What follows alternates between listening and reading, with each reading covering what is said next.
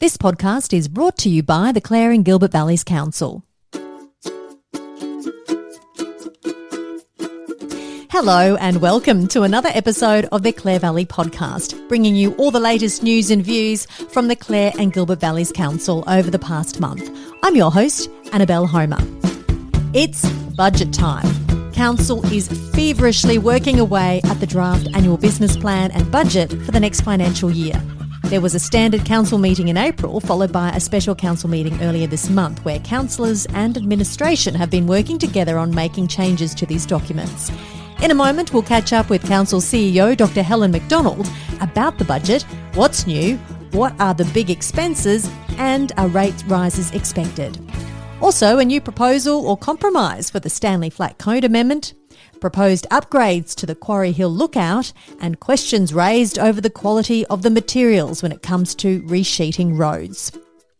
Speaking of roads, you'll also get a behind-the-scenes take on the role of the Director of Works and Infrastructure, the person who takes on the responsibility of our roads, our footpaths, anything infrastructure-based. You'll meet Amy Neubauer. I've found the community really just want answers, and if we can give them that, it does make them think that, okay, well, council's being proactive. Council's on top of it. Yeah, council's, it's building that faith, really. But first, let's check in at Council headquarters with Dr. Helen Macdonald. This month, Council presented the draft version of the annual business plan and budget for the upcoming financial year, of which administration requested direction from Council. Council asked that administration take into consideration budget policy and requested changes, which led to a special council meeting the following week. Well, it's budget time, and yes, budgets always need lots of consideration, so we've had an extra meeting to deal with that. We're also in the unfortunate position where our manager of finance is currently only able to work 1 day a week for us, so we're in a challenged position in terms of getting our budget materials to the councillors and facilitating decisions from them. So, yes. There's a lot of information that's involved in that agenda and also in that special council meeting. Can we just simplify it if we can, Helen? What is council doing and administration doing differently this time round? What we did with the operational budget, our aim was to produce a balanced budget. So we looked really carefully at every single line and looked at the past 3 years on every line. So I'm talking about thousands of budget lines to see what was the average expenditure over the last 3 years, and that's the number that's gone in. Obviously taking out when there's been unusual activity against a particular line, a special project or something that's unusual. So that's how we've built the budget this time, rather than just saying, what did we put in the budget last year? Okay, we'll put the same amount plus CPI. I mean, it was a little bit more nuanced than that, but that's generally speaking how it went. But the challenge with that is that if you try and compare some of the numbers that we have in this year's budget to last year's, it can be challenging, because the other thing that we've done, which we don't normally do, is allocate internal costs against each budget line. According to accounting practices, that you need to reallocate. Labour costs is the big one. So if there's a capital project, that those costs have to go against the project. Now, we don't usually or haven't historically bothered to do that at the front end of budgeting. It usually gets done at the back end of when you do reporting, so at the end of the year when you've allocated them. So that makes it difficult. In the past, the budget's been running at a deficit.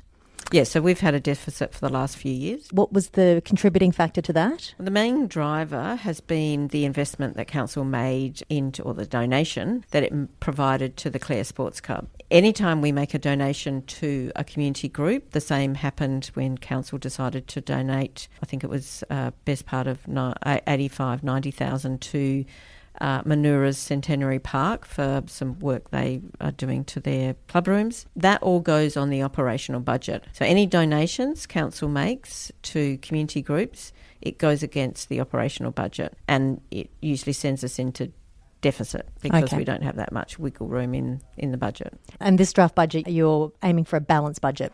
That's what we've tried to do, obviously, until we've done the rate rising and Council has a decision in terms of where it wants to land. Well, that's what we'd like to do. We've endeavoured to do that, with the modelling that we've done so far. Are there any new additions to the budget? No, I don't think so. There's no new services, so we're not providing any new services to the community. We're maintaining all our existing services. I mean, there's some anomalies, like, for example, we've put in the budget money for a rate review. Now, we don't do that annually. That's $15,000? Yeah, and then there's $30,000 to do some work for the Auburn streetscape. That's some design work. I mean, obviously the capital budget, there's a whole lot of different things that happen in there, like the Riverton Community Hall refurbishment. What's the update with that? Well, it's in the budget, Yep. but it's dependent on us receiving a grant for half the cost. So we've not heard back. We should have, according to the information that the federal government put out. And what have you allocated for that refurbishment again? A $1.4 million project.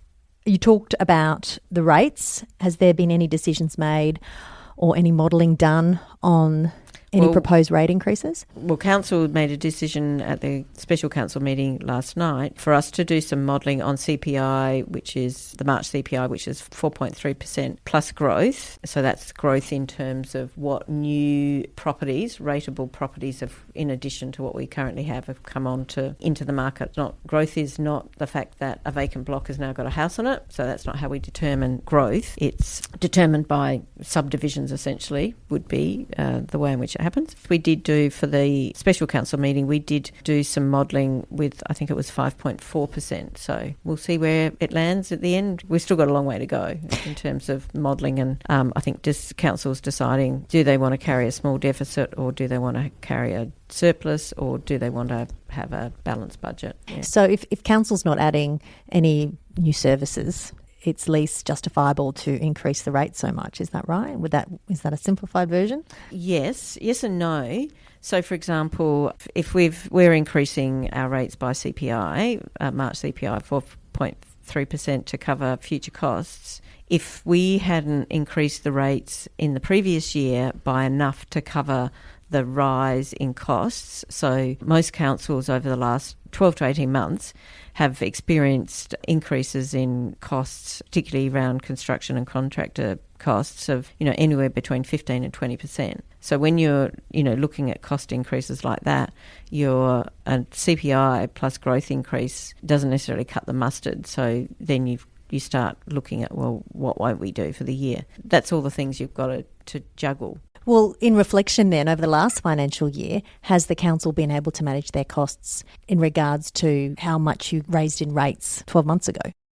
Well, until we actually run out the budget. But yes, as far as I know, we've had additional expenditure against legal costs that we hadn't budgeted for, but we did cut the legal budget considerably. But it's one of those items that you might spend almost nothing, but then you might spend a lot. Just have to have a dog, a dangerous dog, that it's somebody's prized possession, and you can find yourself in court for months, and so you've got legal fees associated with that. Or is that what has happened? Well, no, it wasn't actually the dog. The dog was the previous year. We had a dumping issue where the dumping of asbestos, and so that ended up in court, and the defendant fought that vigorously. So we probably spent more time in court than we really needed to. And then if you have any employee issues where you're having to work through dismissals, etc., they're heavy costs. If you have things you need to verify with respect to government governance, there's a lot of legal matters that we deal with because we're dealing with so much legislation and have to get advice. And this year we've been developing a number of bylaws, so that's a significant legal cost to get those bylaws written up and then reviewed once they've been out for community consultation. So how much money was then spent on your legal fees then? Several $100,000. Even though, yes, we've gone over on legal fees, there's potentially a good chance that there'll be other savings across various budget lines that will absorb that. And so, it's not necessarily an issue, although I would argue that we probably cut too deeply into our legal budget because we were trying to achieve what the councillors wanted us to achieve, which was, I think on the budget we presented, they wanted to have a deficit, I think, of 1.4 million. So we had to, that's where we ended up, because it's very difficult to cut unknown costs like legal, but also include, projects and initiatives that the councillors want to see. So have you allocated a lot more money into the legal budget this coming financial year? Yes, there's a little bit more that's been apportioned to it for the future. Yes. Yes, we'll look, having done what I explained earlier, where we've looked across the last 3 years' expenditure and averaged that out. Is there any significant increases in costs or fees and charges, say, compared to the previous budget or previous 3 years? So what in particular? Not so much fees and charges. Probably the big changes, particularly in the operational budget, significant increases in insurance costs, significant increases in depreciation. So we've had our transport assets revalued, and that's added significant amount onto depreciation. So that's obviously gets reflected in the budget. They're probably the really big things. There has been, which will be reflected in the new budget, we're onto a new power or electricity agreement, so that is less than what it has been. So that's a nice little bonus. Most things go up. What's next? I understand there's more meetings in the pipeline for the month of May. There's always more meetings. So we will put some more information back to the May Council meeting, but the big one will be a special council meeting at the end of May, where we'll get to a more definitive picture with both the annual business plan and the budget. So the councillors will be looking at that in terms of, I suppose, being the almost not quite the final but version of the budget, but draft version that'll go out for consultation. To give you an indication on the timeline of budget adoption, Council must adopt its annual business plan and annual budget between May the 31st and the 15th of August. Prior to this adoption, the annual business plan is open to a 21-day public consultation period. Copies of the draft plan will be available on its website, in offices and in libraries throughout this period. On Wednesday, the 26th of June, Council will consider any written and verbal submissions on both the annual business plan and budget, and then adopt it on Wednesday, the 5th of July. Clare Valley Podcast. Clare Valley Podcast. You're listening. Clare Valley Podcast. Clare Valley Podcast.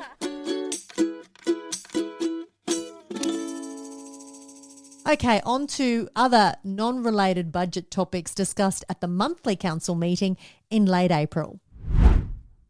There's a review into peak bodies to the value of $6,750. Why is there a review into peak bodies in the first place? I'm not sure that I can entirely answer that question. This was a request that came from the councillors, so that was a decision they made some time ago. And the funds, essentially, so that we can get an outside independent party to do the stakeholder engagement as part of that review. Obviously, if we're going to do a review, then we'd like to know what the people that are currently engaged in the peak bodies, and as well as community members, what's their view about the peak bodies? Are they doing what they were set up to do or not? They've been around for a long time, so I think the idea is take a look and are they doing what they should be doing? Are they still relevant? Yeah, exactly. Because our council gives a donation of funds to them every year. It's not a huge amount of money, but money is given to each of the peak bodies. About 12,000 is allocated. Yeah, I think it's a from couple memory? of thousand per peak body, I think.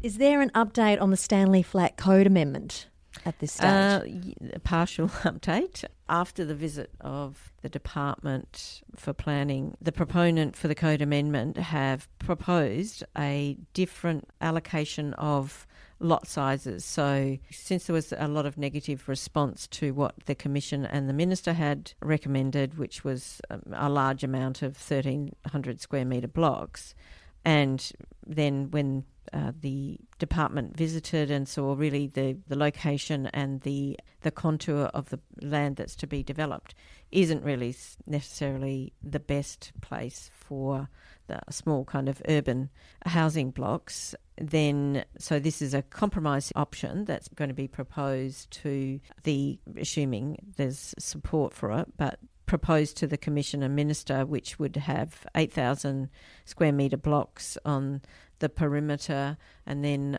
a smaller area of 3,000 square metre blocks adjacent to White Hut Road, with only one or two entry exit points onto White Hut Road. And so there was a number of driveways that were suggested, and rightly both council members and community had identified that could be dangerous.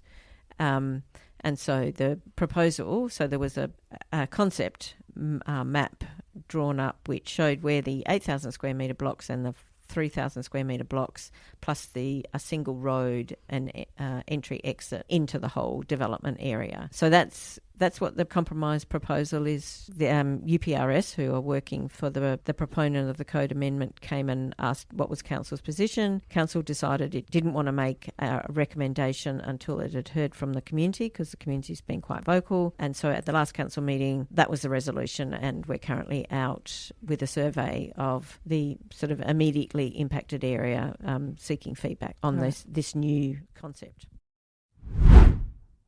There was a second round of the Community Asset Grant awarded to various organisations within the community. Firstly, why was there a round two?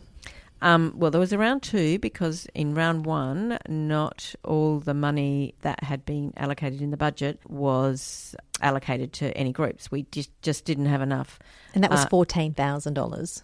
$14,000 was left over. Yeah, we just didn't have enough applications, suitable applications, to allocate all the funds. So that was, there were funds allocated to a number of groups, and then which was reported back to council, and then council took the decision that it wanted to go out for a second round to allocate the remaining $14,000, which still didn't.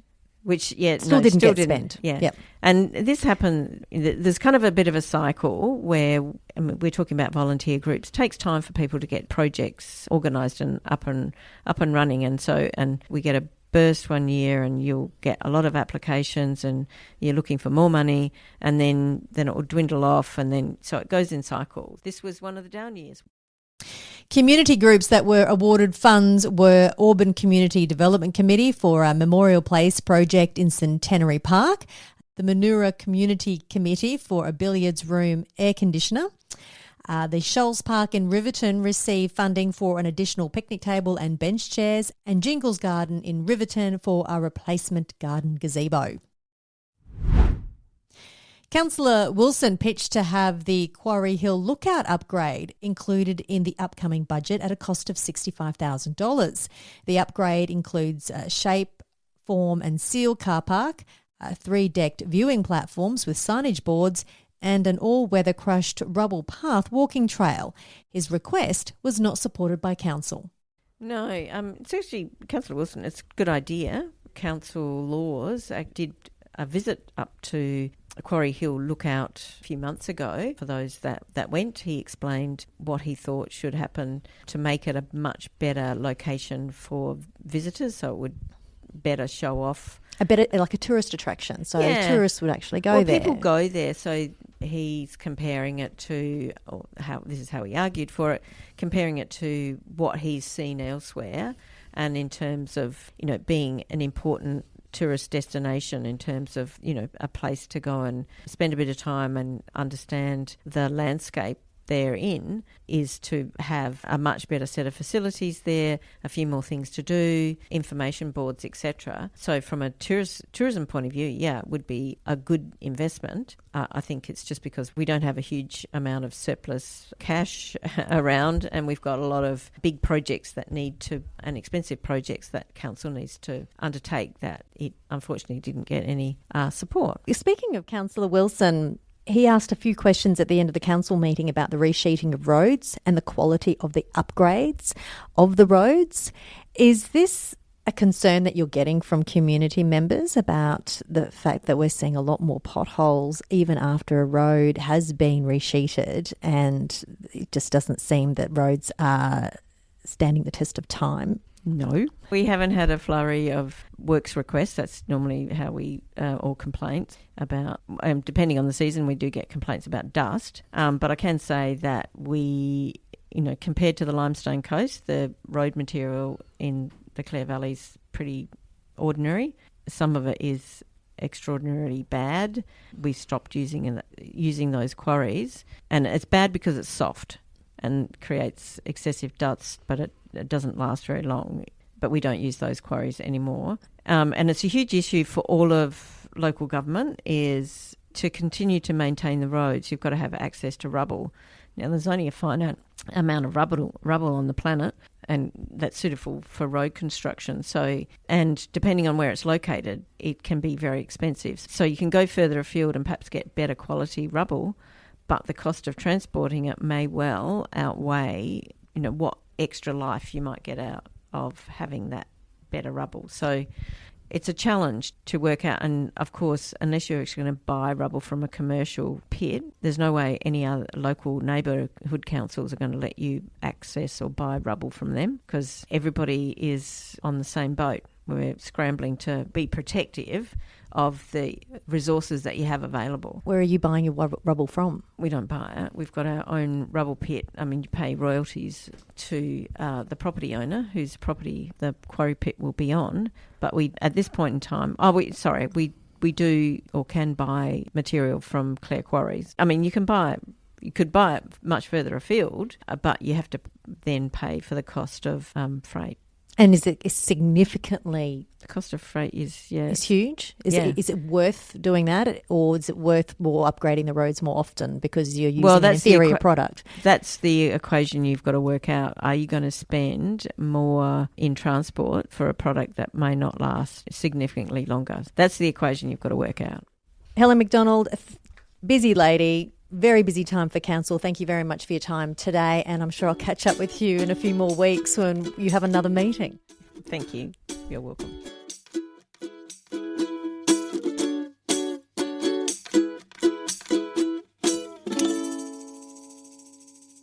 Overseeing all the works and infrastructure in the Clare and Gilbert Valleys region is not an easy feat. Dealing with community requests for footpath and road upgrades, managing work orders and dealing with contractors and keeping it all to budget is just a few of the responsibilities of the council's work and infrastructure team, which is headed up by the director, Amy Neubauer. Considering it is budget time, I squeezed in a brief meeting with Amy to find out more about her and her role within council, a role she's held for the last year and a half. I moved over here from Tasmania. I was in local government in Tasmania. I had my eye on this job for about 12 months. I was ready to come back to South Australia because I'm a Pirri girl. I found this position and kept my eye on it, thinking no one would leave it. They did, put my name in and was successful. What was your role in Tasmania? I was a works manager for a local government council over there. So similar role, not as much responsibility as there is here. So that's been a big adjustment, but just as exciting. So how have you adjusted? Because being the manager and overseeing all this work and people, how have you adjusted to the role? I'm very lucky in the sense that I've got a really supportive team, and they really do go above and beyond their roles to assist and to get their jobs done, to help me get my job done. So it's been a big adjustment. Has it been great to come home? I love it. South Australia has got to be my favourite place in the world. Oh, really? I mean, I haven't travelled all over the world, but South Australia I find is just so unique and vast and just beautiful. Is there much of a difference between working at the local government level in Tasmania to, say, working here in the Clare Valley region? What are the major differences, if there is any? Surprisingly, it is worlds apart. Yeah. I was really quite taken aback by how different it is, mainly around the legislation and regulation side of things, what's expected that as a requirement in Tassie for, say, your buildings or your road networks hasn't yet been implemented here in South Australia. But I do feel that it is moving in that direction. Why do you think it's behind in that sense? I don't know if it's necessarily behind. I think a lot of it is to do with the climate, with how your roads adapt when you're laying them down. You know, Tassie is quite a wet climate there.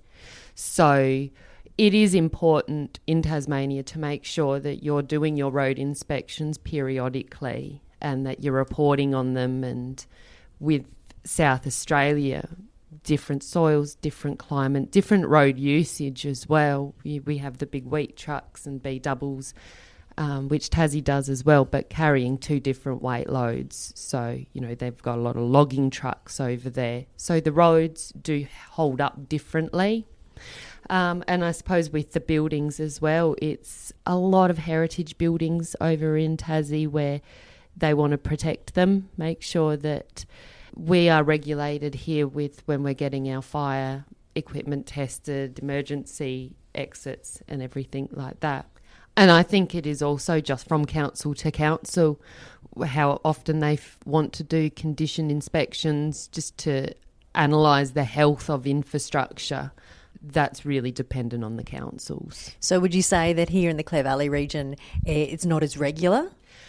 It's regular. It's just not, it's just documented differently. Okay. And it's something that we are working on over the next 12 months is to be able to get a real feel for how our infrastructure is working so that we can properly identify where we need to put money, the community's money essentially, in the future that's going to be beneficial to protect all of our infrastructure. Well, let's talk about your role in a little bit more detail. What essentially is your day-to-day responsibility? Meetings. Oh, okay. It is meetings, whether it's meeting with contractors or clients or my staff or council or the community. It's a lot of talking, which is lucky for me because I do like to talk.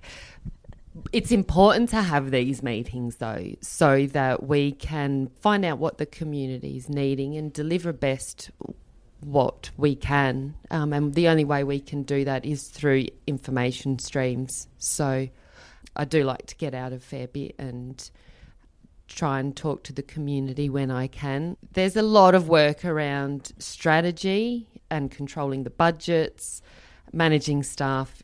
In order to accomplish anything, really, we've got to be able to have these meetings. So what are the priorities for works and infrastructure at the moment? Number one, priority will always be community. I know that sounds cliche and a lot of people might say it and not actually mean it. I know my staff can back me up when I say this isn't our money that we spend, even though we live and work in the community, most of us. We're here to do a job for them. We're here to deliver at best cost and best practice infrastructure that is going to help develop our region and that's going to work for the community. So our main focus over the next 12 months really is putting together strategies for our footpaths and stormwater. Roads do get paid so much attention when it comes to process and budget. Really is one of the biggest items, or it is the biggest item in our budget. Our priorities are really changing some strategies to make sure that we're modernising what we're doing.